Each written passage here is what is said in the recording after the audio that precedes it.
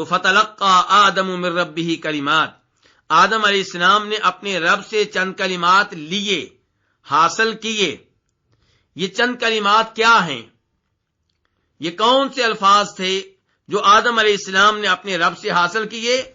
اور آدم علیہ السلام نے وہ الفاظ پڑھے، ان کے ساتھ دعا کی، اور اللہ تعالی نے ان کی دعا قبول فرمائی۔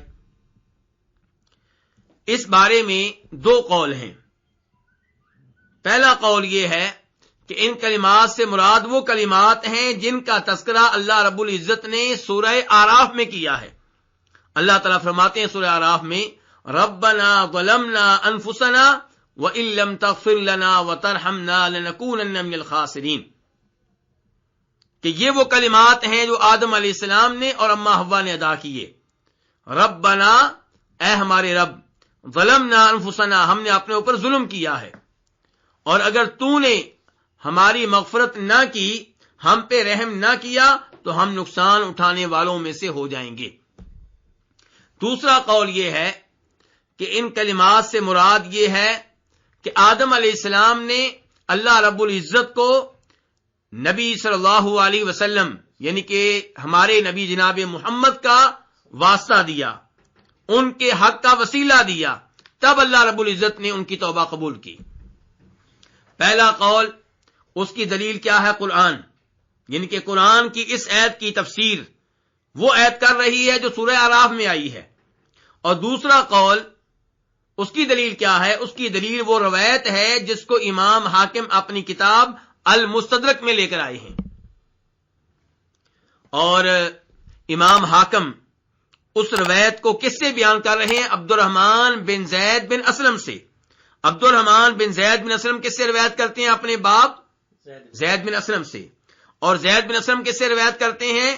اپنے باپ اسلم سے۔ اور اسلم کس سے روایت کرتے ہیں؟ جناب عمر فاروق رضی اللہ تعالیٰ عنہ سے، کہ جناب عمر فاروق کہتے ہیں کہ جب آدم علیہ السلام سے غلطی ہوئی تو انہوں نے اللہ رب العزت سے دعا کی، اللہ رب العزت کو پکارا، اور کیا کہا؟ یا ربی اسألک بحق محمد، اے اللہ میں تجھ سے سوال کرتا ہوں محمد کے حق سے۔ کیا سوال کرتا ہوں؟ کہ تو مجھے معاف کر دے۔ اس روایت میں یہ آتا ہے کہ جب آدم علیہ السلام نے اس انداز سے اللہ رب العزت سے رابطہ کیا، اللہ رب العزت سے دعا کی، تو اللہ رب العزت نے کہا، آدم تمہیں محمد کا علم کیسے ہوا؟ میں نے تو ابھی انہیں پیدا بھی نہیں کیا۔ تو آدم علیہ السلام کہنے لگے، بقول اس روایت کے، آدم علیہ السلام کہنے لگے کہ یا اللہ، جب تو نے مجھے اپنے ہاتھوں سے پیدا کیا، جب تو نے مجھ میں اپنی روح پھونکی، تو میں نے سر اٹھایا، سر اٹھا کر میں نے عرش کے پائے پہ دیکھا تو وہاں پہ لکھا ہوا تھا لا الہ الا اللہ محمد رسول اللہ۔ اس روایت کے الفاظ پہ غور کیجئے گا۔ آدم علیہ السلام بقول اس روایت کے کیا کہہ رہے ہیں کہ میں نے سر اٹھایا تو میری نگاہ عرش کے پائے پہ پڑی، اور وہاں پہ کیا لکھا ہوا تھا؟ لا الہ الا اللہ محمد رسول اللہ۔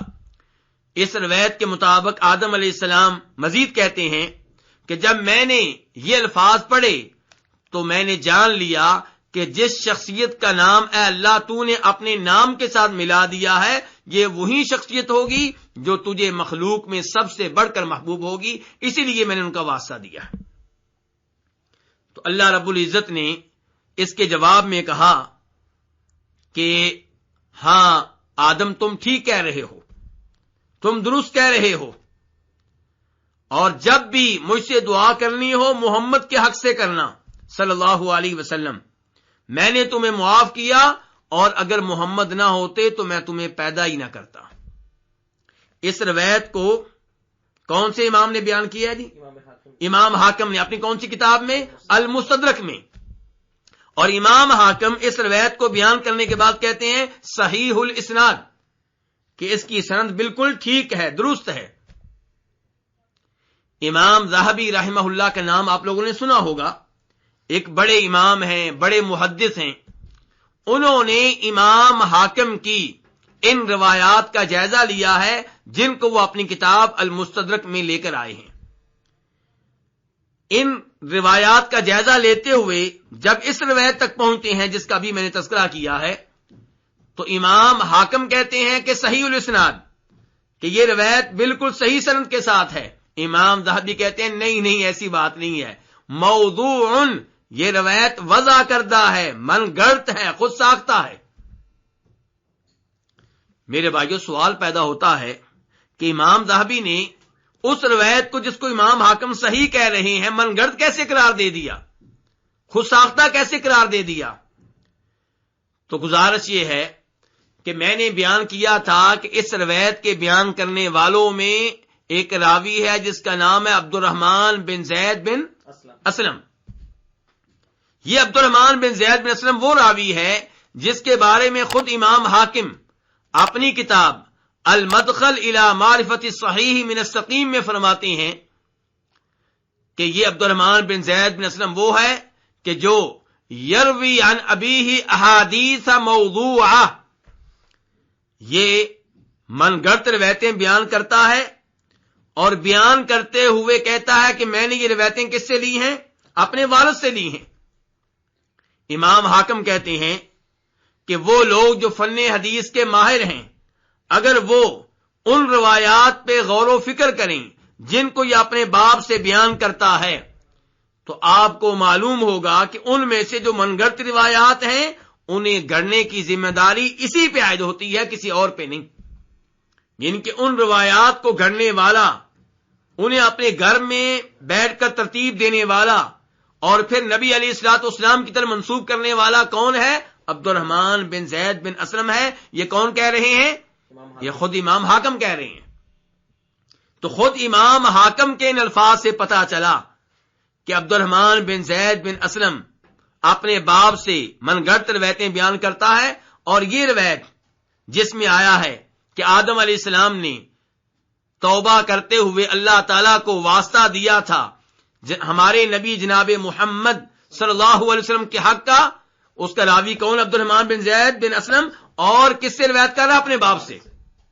تو اس لیے صحیح بات یہ ہے کہ روایت من گڑت ہے، خود ساختہ ہے، نبی علیہ الصلوۃ والسلام سے ثابت نہیں ہے، جبکہ ہمارے پاس قرآن کی آیت موجود ہے۔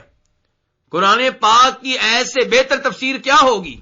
اللہ تعالیٰ سورہ اعراف میں خود بیان کر رہے ہیں کہ آدم علیہ السلام اور اما حوا نے یہ الفاظ کہے تھے، ربنا ظلمنا انفسنا وان لم تغفر لنا وترحمنا لنکونن من الخاسرین۔ ان الفاظ کے ذریعے انہوں نے اللہ رب العزت سے توبہ کا سوال کیا تھا، توبہ کی درخواست کی تھی۔ اور یہ روایت جس میں دعویٰ کیا گیا ہے کہ آدم علیہ السلام نے اللہ رب العزت کو ہمارے نبی کے حق کا واسطہ دیا تھا، یہ ثابت نہیں ہے، اور اللہ رب العزت کو مخلوق میں سے کسی کا واسطہ دینا، کسی کی جا کا، کسی کی ذات کا، کسی کے حق کا، یہ قرآن و حدیث سے ثابت نہیں ہے۔ امام ابو حنیفہ رحمہ اللہ کا عقیدہ بھی اس کے مطابق نہیں ہے، بلکہ پرانے حنفی علماء کرام نے جو کتب لکھی ہیں ان میں اس عقیدے کی صراحت موجود ہے کہ اللہ رب العزت کو کسی مخلوق کے حق کا واسطہ دینا درست نہیں ہے، کسی نبی کے حق کا واسطہ دینا درست نہیں ہے، کسی ولی کے حق کا واسطہ دینا درست نہیں ہے۔ کیوں؟ علماء احناف لکھتے ہیں اس لیے کہ مخلوق کا اللہ پہ کوئی حق نہیں ہے۔ تو قرآن و حدیث سے بھی عقیدہ ثابت نہیں ہوتا کہ آپ اللہ تعالیٰ کو مخلوق میں سے کسی کا واسطہ دیں، یا مخلوق کی کسی عزت کا، جا کا، مقام کا واسطہ دیں۔ اور یہ پرانے حنفی علماء کرام ان کی تصریحات کے بھی خلاف ہے، ان کی تعلیمات کے بھی خلاف ہے۔ اللہ تعالیٰ کو دعا میں واسطہ دینا ہو تو کس چیز کا واسطہ دیں؟ اللہ کے ناموں کا، اللہ کی صفات کا۔ وَلِلَّهِ الْأَسْمَاءُ الْحُسْنَى فَادْعُوهُ بِهَا، یہ عقیدہ قرآن و حدیث کی کئی نصوص سے ثابت ہے۔ اللہ تعالیٰ کو واسطہ دینا ہو تو کس چیز کا واسطہ دیں؟ اللہ تعالیٰ کو اپنے نیک عمل کا واسطہ دیں، جیسا کہ انہوں نے واسطہ دیا تھا جو 3 آدمی غار میں پھنس گئے تھے، اور ان کے بارے میں روایت بخاری شریف میں موجود ہے۔ ہمارے نبی صلی اللہ علیہ وسلم نے بیان کیا ہے کہ ان کو نجات کیسے ملی تھی، جب انہوں نے اللہ تعالیٰ کو اپنے اپنے نیک اعمال کے واسطے دیے تھے۔ اللہ تعالیٰ سے دعا کرتے ہوئے اللہ تعالیٰ سے اپنی درخواست منظور کروانے کے لیے آپ کسی زندہ آدمی کی دعا کو بھی وسیلہ بنا سکتے ہیں۔ زندہ آدمی سے یہ کہنا کہ آپ میرے لیے دعا کریں، یہ اس کی ذات کا وسیلہ نہیں ہوگا، یہ اس کی جاہ کا وسیلہ نہیں ہوگا، یہ وسیلہ ہوگا اس کی دعا کا کہ وہ آپ کے لیے دعا کرے، جیسا کہ صحابہ کرام رضوان اللہ علیہم اجمعین ہمارے نبی علیہ الصلوۃ والسلام سے دعائیں کرایا کرتے تھے اور آپ ان کے لیے دعا کیا کرتے تھے، تو وہ آپ کی دعا کو وسیلہ اور واسطہ بناتے تھے۔ لیکن ایسا کبھی نہیں ہوا کہ آپ کے فوت ہو جانے کے بعد انہوں نے اللہ سے کہا ہو کہ اللہ ہماری دعا قبول فرما، اپنے نبی کے وسیلے سے، ان کے صدقے سے، ان کے حق سے، ان کی جاہ کے حق سے۔ ایسا کچھ بھی قرآن و حدیث سے ثابت نہیں ہے۔ اگر کوئی ایسی بات بیان کی جاتی ہے تو وہ ضعیف روایت میں آئی ہوگی، قرآن و حدیث سے ثابت نہیں ہوگی، یا پھر ایسی روایت ہوگی جو درست ہوگی لیکن اس میں وہ عقیدہ نہیں ہوگا جو بیان کیا جا رہا ہوگا۔ تو خلاصہ کلام یہ ہے کہ فتلقى آدم من ربه کلمات، جن کلمات کے ذریعے آدم علیہ السلام نے اللہ سے توبہ کی، کون سے کلمات تھے؟ ربنا ظلمنا انفسنا۔ اور آپ ایک اور بات نوٹ کریں گے، یہاں پہ اللہ تعالیٰ کہہ رہے ہیں آدم علیہ السلام نے یہ کلمات اپنے رب سے لیے، اپنے رب سے لیے، حاصل کیے، سیکھے۔ اور من گڑت روایت میں کیا آیا کہ اللہ نے پوچھا کہ آدم تمہیں محمد کا علم کیسے ہوا جن کے حق کا مجھے واسطہ دے رہے ہو؟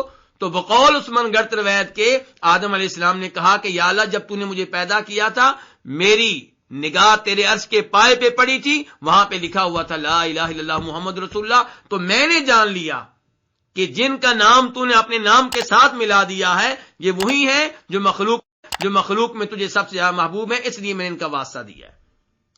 قرآن کہتا ہے کہ باقاعدہ اللہ نے کلمات سکھائے آدم علیہ السلام کو، آدم علیہ السلام نے اللہ سے حاصل کیے، سیکھے۔ من گھڑت روایت کیا کہتی ہے کہ آدم علیہ السلام نے خود اجتہاد کیا، خود انہوں نے جب عرش کے پائے پہ یہ الفاظ دیکھے تو سوچا کہ مجھے جناب محمد کے حق کا واسطہ دینا چاہیے، اور جب دیا تو اللہ نے پوچھا کہ تمہیں یہ چیز کہاں سے معلوم ہوئی، محمد کے بارے میں تمہیں علم کہاں سے ہوا صلی اللہ علیہ وسلم۔ تو وہ من گھڑت روایت قرآن کے عقیدے کے خلاف ہے، قرآنی معلومات کے خلاف ہے۔ تو بہرحال اللہ تعالیٰ کہتے ہیں فتلقى آدم من ربه کلمات، آدم علیہ السلام نے اپنے رب سے کلمات سیکھے، وہ کلمات جن کا واسطہ آدم علیہ السلام نے اور اما حوا نے اللہ تعالیٰ کو دیا۔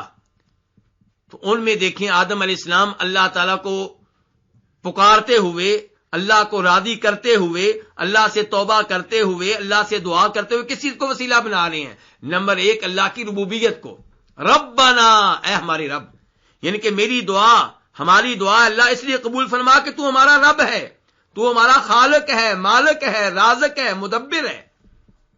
اور اس کے بعد کیا کہتے ہیں؟ ظلمنا انفسنا، کہ اے ہمارے رب ہم اپنے اوپر ظلم کر بیٹھے ہیں، یعنی کہ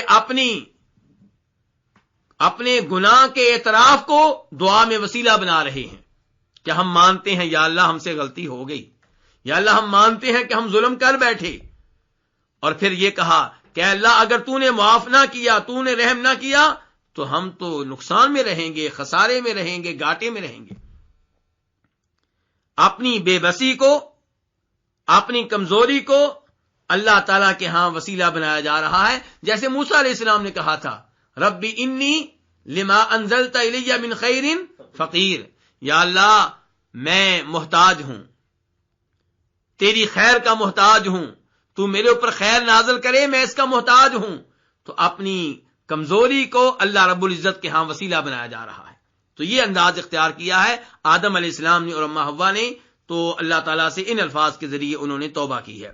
فتاب علیہ، تو اللہ نے ان کی توبہ قبول کی، توبہ